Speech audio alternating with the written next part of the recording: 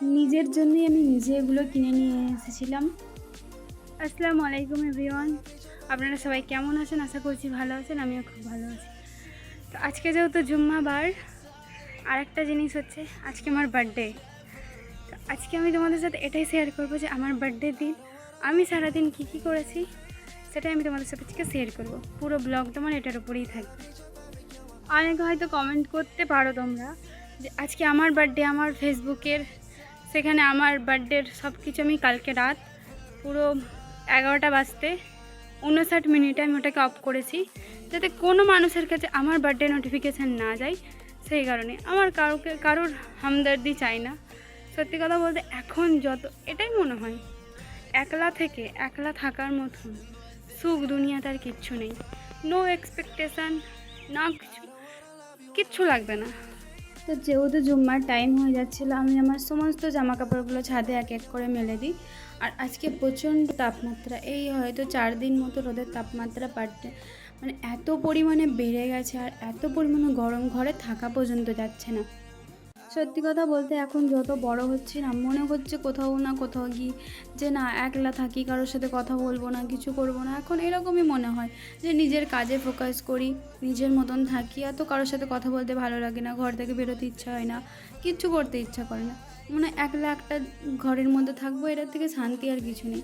তারপরে আমি এখানে জুম্মা যাওয়ার জন্য পুরো রেডি হয়ে গেছি। আমি আমার মার সাথেই যাই। তারপরে আমি এসে দুপুরবেলা ঘুমিয়ে গেছিলাম, আর এই যে 4:18 আমার ঘুম ভেঙেছে। তো যেহেতু মা রোজা ছিল, আর এমনিতেও যখন রমজান মাস চলে সন্ধ্যাবেলাতে আমি বানাই, এমনি দিনেও বানাই। এখন মা নফল রোজা করছে, আজকে মায়ের নফল রোজা শেষ হচ্ছে। তারপরে আমি ভালোভাবে হাত মুখ ধুয়ে নিই, কারণ আমি প্রচণ্ড পরিমাণে ঘুম পাগল।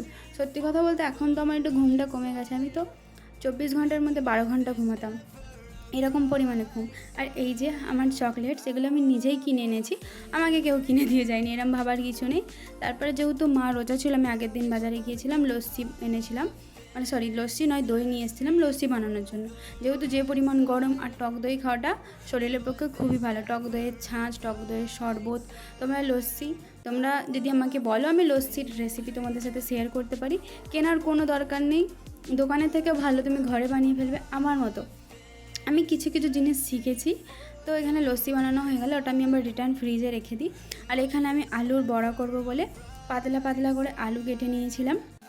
আর এখানে ছিল মশলা পাঁপড়টা অনেক দিন আগেই এনেছিলাম, ভাজা করে ভাজা আর হচ্ছিল না। তো এখানে আমি একটা একটা করে পাঁপড়গুলো ভেজে নিচ্ছিলাম। সত্যি বলতে পাঁপড় খেতে এমনিতে ভালোই লাগে। আর তোমাদের আমার ভিডিও কেমন লাগে অবশ্যই জানাবে। আর আমাকে যারা উইশ করেছো, ভালোবাসা দিয়েছো, আমার ভিডিওতে সাপোর্ট করেছো, তোমাদেরকে অনেক অনেক থ্যাংক ইউ, অনেক অনেক আমার তরফ থেকে ভালোবাসা। তো তারপরে আমি পাঁপড়গুলো ভেজে যাতে নিমড়ে না যায়, তার জন্য এই ডাব্বাটার মধ্যে ভেঙে ভেঙে ভরে দিচ্ছিলাম। কোনোটা একবারই চলে যাচ্ছিলো গোটা, আবার কোনোটাকে আমাকে ভাঙতে হচ্ছিলো, যাচ্ছিল না ভেতরে। তাও এটার মুখটা অনেকটা বড়। তো এখানে দেখতে পাচ্ছ আমি ভালোভাবে গরম পাঁপড়গুলো ভরে মুখটা এঁটে দিয়েছি যাতে নিমড়ে না যায়। তারপরে এখানে আমি বেসনটাকে একদম মিডিয়ামভাবে গুলে নিয়েছি, খুব পাতলাও নয় খুব মোটাও নয়। তারপরে এই যে পাতলা একটা একটা করে আলু আর বেসন মিক্স করে এতে ছেড়ে দিচ্ছি, যেভাবে ছাড়া হয়। তোমরা যদি করো ভালোভাবে, খুব পাতলা করার দরকার নেই, খুব গাঢ় করারও দরকার নেই। তো আমি এইভাবেই সব ভেজে নিচ্ছিলাম, যেহেতু মগরবের টাইম হয়ে যাচ্ছিলো। আর সত্যি বলতে আজকে সারা দিনটা মানে আমার খুব ভালোই গেছে, নিজের মতন থেকেছি, ঘুরেছি, খেয়েছি, আর কোনো কিছু খারাপ হয়নি। জাস্ট আমার ভালো লেগেছে, মানে একা একা থেকেছি, ভালো লেগেছে। আর এমনিতেও আমার ঘরের কাছে আমার কোনো ফ্রেন্ড নেই যার সাথে আমি থাকবো। যারা ছিল তাদের সবার বিয়ে হয়ে গেছে, আর আমার যে ছোটোবেলার বেস্ট ফ্রেন্ড ছিল তারও বিয়ে হয়ে গেছে।